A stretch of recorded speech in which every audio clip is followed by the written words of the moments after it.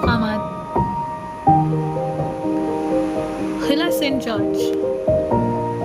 किला Saint George Chennai में वाक़ है। ये हिंदुस्तान का पहला अंग्रेज़ी किला है।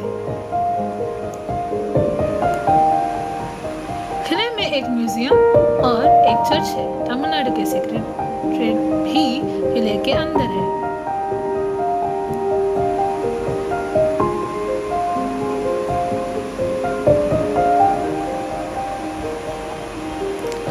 तिरुवल्लुवर का मुजस्समा। ये कन्याकुमारी में है और इसकी लंबाई 130 पर 3 फीट है। ये मुजस्समा चट्टान पर बनाया गया है जिसके चारों तरफ अरब बहर, बाहर हिंद और खलीज बंगाल शामिल हैं। विवेकानंद